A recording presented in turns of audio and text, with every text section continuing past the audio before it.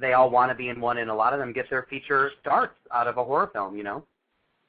Yeah, and it doesn't have the stigma it used to have. It used to have kind of a stigma. I mean, to be honest, it was hard work getting people to take you seriously if you'd been in a horror movie. So nowadays, that's completely disappeared, and I'm happy for the actors because being in a horror movie is actually really challenging, and it's very difficult acting. It's really physical. It requires a lot of concentration, and you have to look scared, and you do these things that, you know, you don't usually do in your average, you know, teen, you know, comedy flick. A lot of that has to be thanks to Wes Craven. I mean, when Scream came out, that kind of, you know, brought the genre back into kind of popular culture, and they did do a lot more, you know. Well, it was more of a slasher film, but there was, you know, kind of that, you know, slickness and more. They added the Hollywood kind of look to it. And that kind of just invigorated the idea of a horror picture. And you know, and that. Yeah, and then you had them all making a lot of money too, which never hurts in Hollywood. If you can prove that your movie's going to make, you know, a certain amount of money on opening weekend, people just, you know, started making a lot of more horror movies because of that. And Nightmare on Elm Street certainly paved the way for that because for its budget, it made a lot of money, and they were all very. Well, with the exception of a couple, they were all pretty successful films. And then Freddy became such a, you know, marketing. I mean, everything is. You can find something with Freddy's face on it pretty much in any store, you know, on Hollywood Boulevard. So that also became a reason to make horror movies. Is that, you know, you could market the evil guy and make, you know, extra money off that.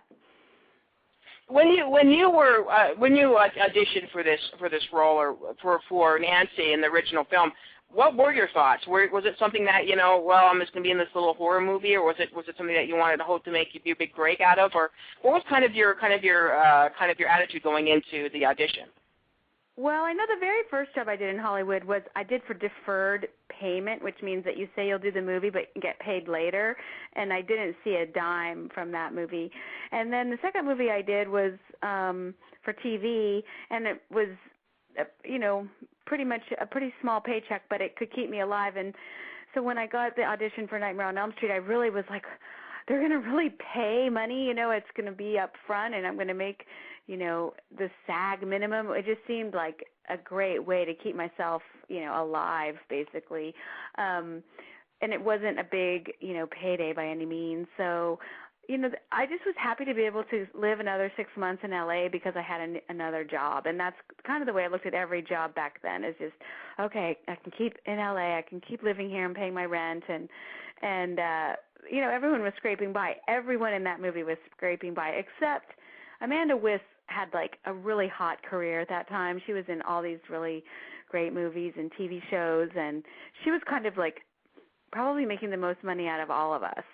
And Robert Englund too. They were very successful as actors. And then, you know, you had me and Johnny who were brand new. We were barely paying our rent, I think, and same with Nick. So we kind of were all struggling. You know, we were all just trying to make it.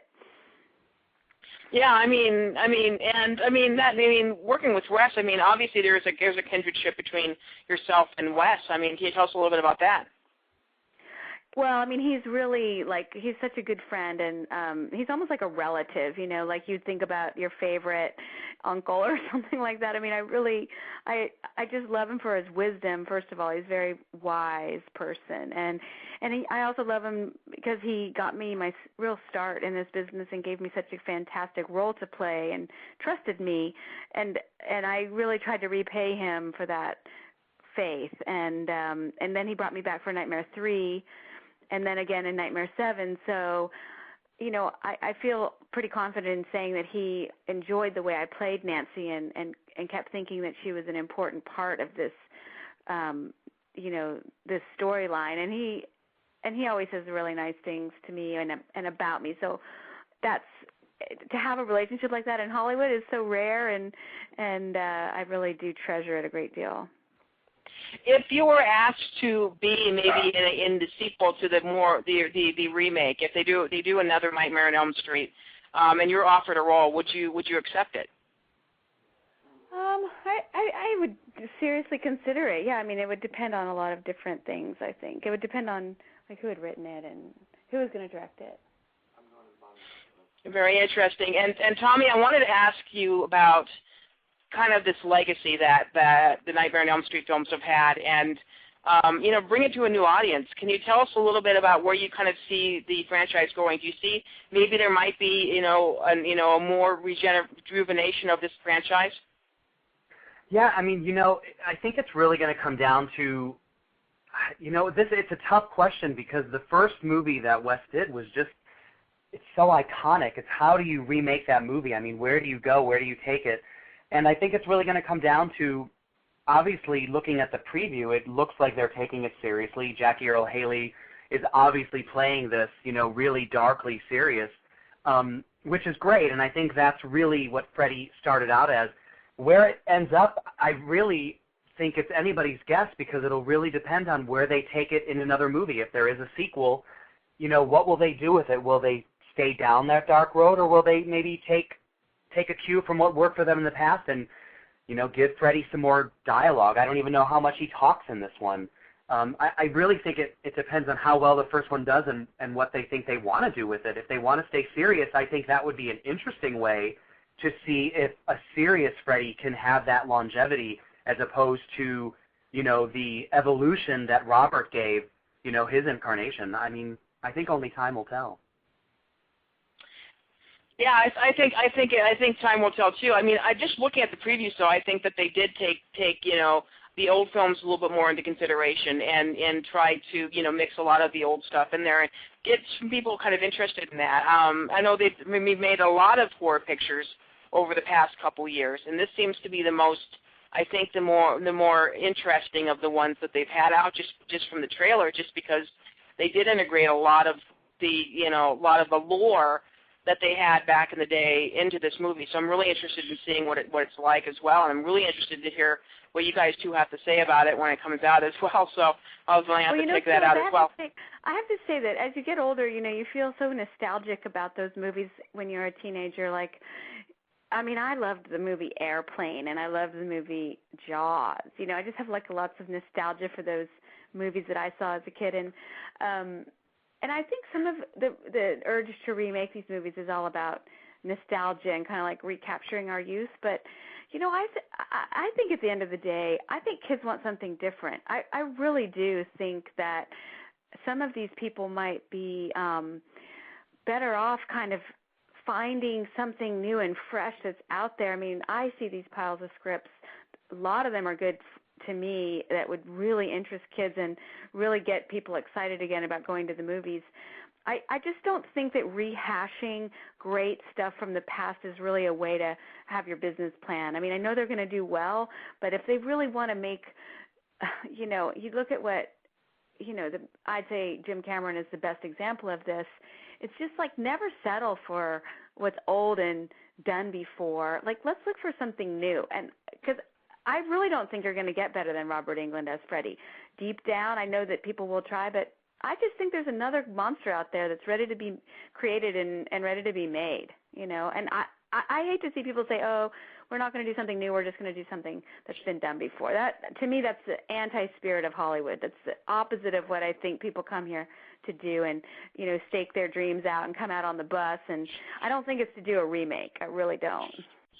Well, the other thing is I think, it's so easy to take a well-known title, and frankly, I don't even know if any of these remakes even need to be good because they know that their opening weekend is going to get a certain amount of people because of the title. But as an independent filmmaker, I completely agree with Heather in that, you could take the money that some of these remakes cost and probably make 10 really fresh, really original, really scary, really moving pictures. Horror movies, yeah. Yeah, I mean, exactly. I mean, honestly, you can make great horror films on low budgets if you have a great script, a great story, great actors, and, some people just don't have, I don't want to say they don't have that vision because I think a lot of people look at the bottom line and go, well, let's throw a well-known title up there and we can hedge our bets and get X amount of dollars opening weekend. But, sometimes fresh is better. How much money do you think they're going to make? I think their opening is going to be $40 million. Oh, you think? I think 28. Okay. I'm willing to say 45 on my end, but And they have to have a strong opening weekend because guess what? Iron Man comes out next week. So, and I'm a little bit worried about that. They didn't plan it really correctly to have it. If I were them, I would have released it in August. Personally, it would have been a little bit better. But they really do need a strong opening weekend in order for this to kind of work out or whatever. But I don't know what it looks like. DVD sales and all that. Go ahead. I don't know what it looks like over there in Vegas, but I can tell you, you cannot walk 3 steps without bumping into, seeing, or hearing a promo, a billboard, an ad, a bus ad for Nightmare on Elm Street. I mean, it is everywhere here. I mean, they've really invested. I know. Because I remember when we were coming out with Nightmare 7, and I remember we got really great reviews. We had won the Toronto Film Festival. We were really excited that we were coming out at a good time of year, which was kind of like October-ish. And then, lo and behold, Pulp Fiction came out the same weekend, and it was like, anything can happen, and you think you're going to do well, and you don't do well, or you think you're not going to do anything, and then you're a blockbuster. So it is kind of hard to tell. Well, and the thing is, too, something like you point out is that, Iron Man 2 comes out the weekend after. You're really going after the same audience there. Those are teen movies. Everyone wants to see the Iron Man. Obviously, has probably a wider reach, but yeah, you never know what people want to spend their money on these days. Well, yeah, you'll get the effect where they'll go to see Iron Man and they find out it's sold out. So, let's go see a Nightmare on Elm Street then. And they've been blitzing. They've been television blitzing the commercial over the past couple weeks. I think even they had a commercial for a Nightmare on Elm Street on The Apprentice this week. So they have been blitzing.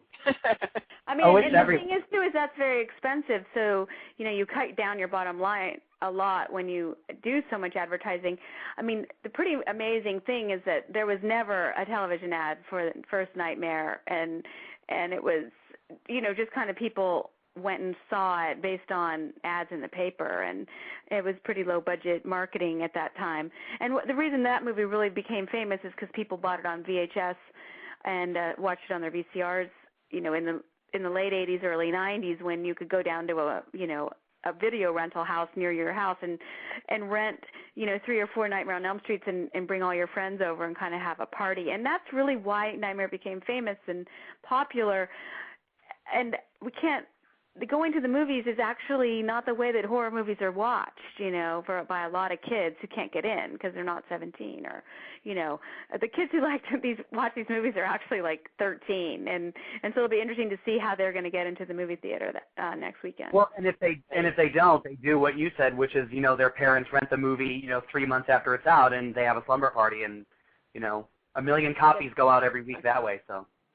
Yeah, I think a lot of it too. I mean, when Johnny Depp became very, very popular, I mean, obviously, Nightmare on Elm Street one was his first movie, so people went, Johnny Depp's first movie, I'll go see it. So they go and rent it out on VHS. So that's another probably portion of it as well. But yeah, I mean, it's going to be very interesting to see what happens this coming Saturday and this coming weekend to see how it does.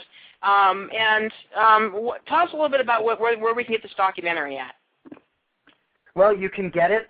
There's a couple places you can get it, but we prefer, as independent filmmakers, that you get it from us.